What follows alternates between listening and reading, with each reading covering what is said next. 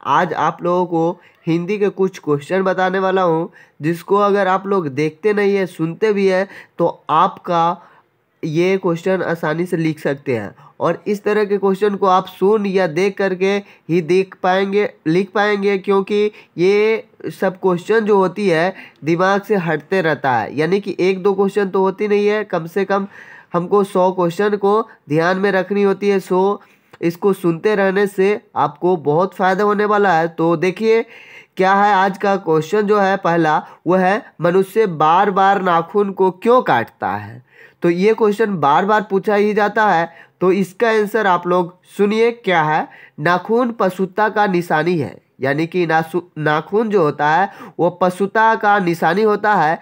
मनुष्य की पशुता को जितनी बार काटा जाता है वो उतनी ही बार जन्म ले लेती है। यानी पशुता के निशानी को जितना बार मिटाने की कोशिश करता है मनुष्य, उतना ही बार जन्म भी ले लेती है। और मनुष्य है कि वह अपने से पशुता को निकाल कर सच्चे अर्थों में, यानी कि सही अर्थों में ये कहा जाता है कि मनुष्य बना रहना चाहता है। हम लोग क्या चाहते हैं कि मनुष्य रहें, जानवर बनना नहीं चाहते हैं। अतः पशुता के प्रतीक नाखून जब भी बढ़ते हैं तभी मनुष्य उन्हें काट डालता है। आपका अगला जो क्वेश्चन है वो है लेखक को क्यों लगता है कि नौकर रखना बहुत जरूरी हो गया है। ये भी क्वेश्चन एग्जाम में आते रहते हैं। तो इसका सटीक आंसर है लेखक के घर में ऐसा वातावरण उपस्थित हो गया था कि जिससे लगता था कि लेखक को नौकर रखना अब बहुत ज़रूरी है। लेकिन नौकर कैसा हो और कहाँ मिलेगा, यह प्रश्न लेखक को एक भारी दायित्व के रूप में महसूस हो रहा था। ठीक है, इतना आप लोगों को लिख लेनी है। बस इसको एक दो बार सुननी है और सुनते ही रहना है, क्योंकि दिमाग से उतर जाता रहता है। सो इसको ध्यान में रखना है। फिर आपका जो नेक्स्ट क्वेश्चन है कि दिनकर की दृष्टि में आज के देवता कौन है और वे कहाँ मिलेंगे। तो देखिए इनका कहना का मतलब दूसरा था, उनका मानव मूल्य को ये दर्शाने वाले व्यक्ति थे।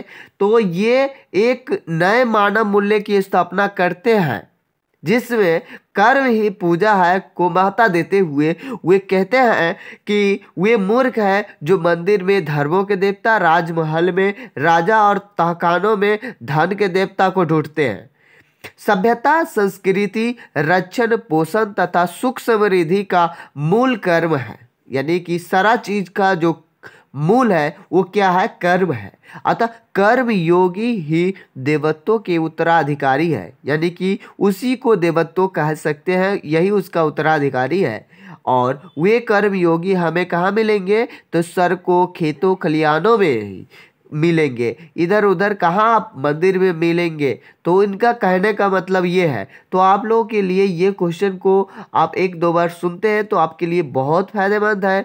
तो अगर आपके लिए अच्छा रहा तो इसको लाइक कर दीजिएगा। Thank you for watching.